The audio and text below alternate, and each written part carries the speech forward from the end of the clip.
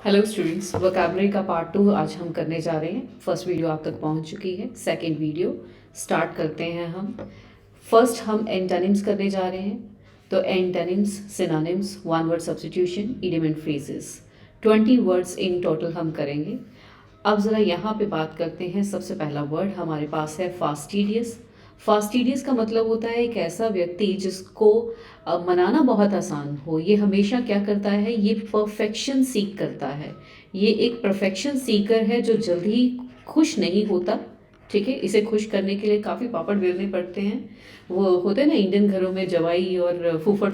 ठीक है, वैसा है बंदा, मतलब कुछ भी कर दो तो कमी निकाल देगा, परफेक्शन चाहता है। ठीक है। और फजी इसका सिनोनिम बनता है। हम तो एंटोनिम कर रहे हैं, फजी इसका सिनोनिम बनता है, वो इसके सिमिलर वर्ड है। नेक्स्ट आता है कोऑपरेटिव, जो कि इसका एंटोनिम है। कोऑपरेटिव पर्सन हमेशा ही फ्लेक्सिबल होता है और दो चार कमियों को स्वीकार कर भी लेता है।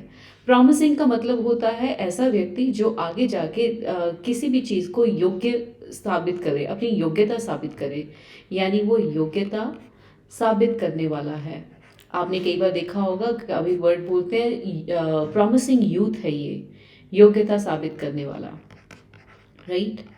नेक्स्ट आता है एडजस्टेबल। एडजस्टेबल का मतलब होता है फ्लेक्सिबल है। ठीक है।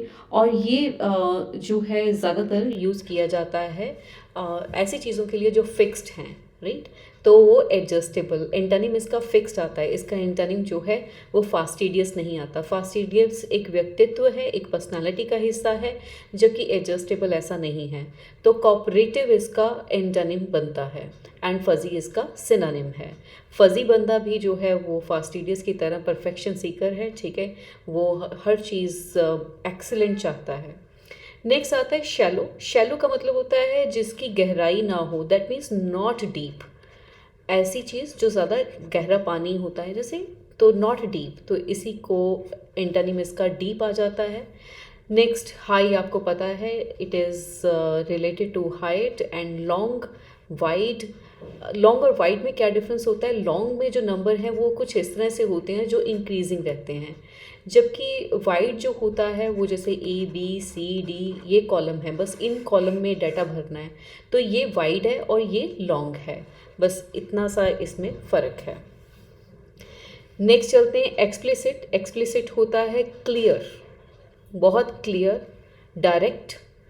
एंड अगर बात करें इल्यूसिव की, पहले तो एक्सप्लिसिट का एंटोनिम जो है, ठीक है, ये आपको पता होना चाहिए। It is explicit means clear and ambiguous इसका एंटोनिम होता है, जिसका मतलब होता है अस्पष्ट बात। ठीक है, ऐसी बात जो अस्पष्ट है। ये हिंदी थोड़ा सा इस तरह से चल रहा है, मतलब आप समझ गए ना, अस्पष्ट, नॉट क्लियर। ठीक है, मैं नॉट क्लियर लिख देती हूँ यहाँ पे। इल्यूसिव। इल्यूसिव का मतलब होता है जब कोई चीज़, जिस चीज़ को पकड़ा ना जा सके। ठीक है, इल्यूसिव मैनर में कोई चीज़ की बात करना, यानी यू कैन नॉट जज दैट थिंग। इल्यूसिव आप उसको भी कह सकते हो जो जल्दी समझ में ना आए, जल्द ही पकड़ा ना जाए, तो वो इल्यूसिव है। एल्यूसिव इसका मतलब होता है सांकेतिक भाषा में बात करना, यानी कि इसका मतलब है इनडायरेक्ट बात करना। राइट, रेफरेंस किसी और चीज़ का लेना और बात कोई और करना। एम्बीडेक्स्ट्रस का मतलब होता है जो दोनों हाथों से लिख सके, जो दोनों हाथों का लिखने के लिए इस्तेमाल कर सके, दोनों हाथ लिखने वाला, दोनों हाथों से लिखने वाला। ये बोर्ड कम पड़ जाता है मेरे लिए। राइट। सो इल्यूसिव, जैसे कि मैंने आपको बताया, it is difficult to catch illusive and elusive indirect. Ambidextrous जो दोनों हाथों से लिखे, एम्बिगुअस जो है वो नॉट क्लियर है। तो एक्सप्लिसिट क्योंकि क्लियर है तो इसका एंटोनिम एम्बिगुअस बनता है। नेक्स्ट वर्ड आता है इम्यून। इम्यून वर्ड होता है कि ऐसा पर्सन या ऐसा सिस्टम जो किसी चीज़ को किसी चीज़ का अटैक ना होने दे। जैसे अगर कोई किला है, वो इम्यून तब होगा जब कोई उस पर अटैक ना कर सके, उसकी सिक्योरिटी बहुत अच्छी होगी। हेल्थ वाइज इम्यूनिटी बहुत यूज़ हुआ वर्ड कोविड में। तो इम्यूनिटी का मतलब क्या था कि आपकी बॉडी इतनी कैपेसिटी रखती है कि वो किसी भी रोग से लड़ सकती है। तो इम्यून का मतलब ये होता है। इसका एंटोनिम आ जाता है वल्नरेबल। वल्नरेबल का मतलब होता है कि ऐसी कंडीशन जहाँ पे अटैक करना ईजी होता है, ईजीली अटैक्ड, ईजिली अफेक्टेड, अगर मैं कहूँ तो ज़्यादा सूट रहेगा, easily affected, right, and immune is not at all affected. तो इसलिए ये इसका एंटोनिम बनता है। फ्री आपको पता है स्वतंत्र, पावरफुल ताकतवर, वीक होता है कमज़ोर। तो ये मैं लिख नहीं रही हूँ पर आपको ये वर्ड पता है। फ्री मतलब स्वतंत्र, पावरफुल मतलब स्ट्रॉन्ग ताकतवर, एंड वीक मतलब कमज़ोर। नेक्स्ट आता है ब्लीक। ब्लीक का मतलब होता है जो बहुत ज़्यादा डार्क नेस में आता है। जैसे ब्लीक का सिनोनिम है डार्क, ठीक है, तो it is gloomy, it is dark, bleak. Bleak का एक और मतलब आता है होपलेस, राइट, इसका एक मतलब आता है होपलेस। डल, अगर मैं बात करूं तो ये इसका एंटोनिम नहीं बनता क्योंकि डल और डार्क और होपलेस सिमिलर मीनिंग आते हैं। एंड ब्राइट इसका एंटोनिम बनता है। एक्सपोजर का मतलब होता है किसी चीज़ तक पहुंचना। जैसे अगर मैं कहूँ this dance has exposure all over the world, ठीक है, तो ये सब वर्ल्ड तक पहुंचा है, तो इसलिए इसका मतलब जो है वो बनता है पहुंचना। सो एक बार फिर से हम सारे वर्ड्स के सिनोनिम्स देखते हैं। आपके पास वीडियो है, आप इसे पोस्ट कर सकते हैं, आप रिवाइज कर सकते हैं। मैं अभी फ़िलहाल ये सारे वर्ड्स को डिलीट कर रही हूँ, मीनिंग जो मैंने लिखा है, और मैं एक बार फिर से सारे वर्ड्स रिवाइज करवा रही हूँ। सो फास्टिडियस का एंटोनिम बनता है कोऑपरेटिव, शैलो का बनता है डीप, एंड शैलो का यस डीप। एक्सप्लिसिट का बनता है एम्बिग्युअस, इम्यून का बनता है वल्नरेबल, ब्लीक का बनता है bright. I hope you have done along with me accurately, right? चलिए नेक्स्ट आते हैं सिनोनिम। सिनोनिम में बात करते हैं इरिवोकेबल। इरिवोकेबल का मतलब होता है जिसे चेंज ना किया जा सके, जो बदला ना जा सके, ठीक है, जो बदला ना जा सके। सो इरिवोकेबल। अब इरिवोकेबल चेंज जो है, इरिवोकेबल एक एडजेक्टिव है और चेंज जो है वो एक वर्ब है, तो ये दोनों साथ में जाते नहीं। अगर जो बदला ना जा सके, चेंज देखा, फटाफट से आपने आंसर लगा दिया। लेकिन आप please part of speech understand करें। इरिवोकेबल एडजेक्टिव है और चेंज करना वर्ब है, that is why this option is not your answer. Done तो कहीं से भी नहीं हो सकता। अनऑल्टरेबल बिल्कुल ठीक है, यानी कि जो बदला ना जा सके। ऑल्टर का मतलब होता है बदलना, अन का मतलब होता है ना किया जा सके, एंटोनिम के लिए यूज़ करते हैं। एबल का मतलब होता है जो किया ना जा सके, तो अनऑल्टरेबल जो बदला ना जा सके। आप इस बात का याद रखें, ऑल्टर का मतलब होता है बदलना, राइट। नेक्स्ट आता है आपके पास रिवर्सिबल। रिवर्सिबल का मतलब होता है किसी सिचुएशन को चेंज करना, तो दैट इज़ वाई ये ऑप्शन आपका आंसर नहीं है। नेक्स्ट आता है एडॉन करना। एडॉन करने का मतलब होता है किसी चीज़ को डेकोरेट करना। अब जब हम किसी चीज़ को डेकोरेट करते हैं तो हम उसे क्या करते हैं, ब्यूटीफाई करते हैं। सस्पेक्ट का मतलब होता है किसी चीज़ पे शक होना, ठीक है, शक होना, डाउटफुल होना, उसे करते हैं सस्पेक्ट करना।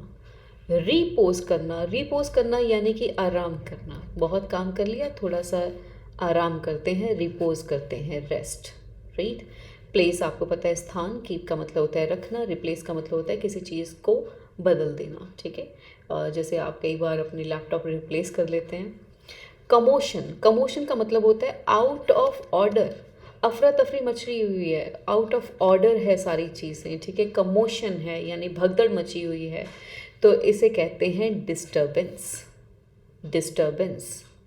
इम्बैलेंस का मतलब होता है जहाँ पे बैलेंस ना हो। तो बैलेंस कई चीज़ों का होता है ना, आपकी सेविंग और स्पेंडिंग का, राइट। तो इम्बैलेंस क्रिएट हमेशा कर देते हैं हम ओवर स्पेंड करके, तो that is not the answer. The answer is disturbance. Nurture करना। नर्चर करना यानी किसी चीज़ को ग्रो करना, ठीक है, नर्चर करना, ग्रो करना। I hope all these words are clear. Next one, a person who spends money recklessly. अगर एक पर्सन मनी रेकलेसली स्पेंड करे, रेकलेसली का मतलब क्या है, विदाउट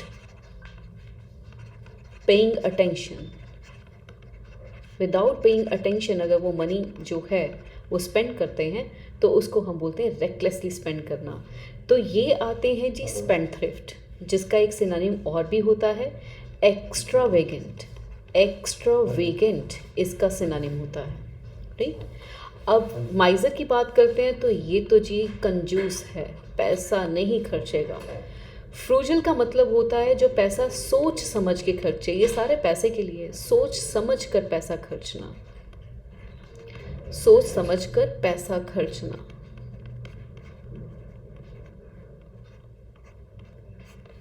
तो ये कहलाता है जी फ्रूजल।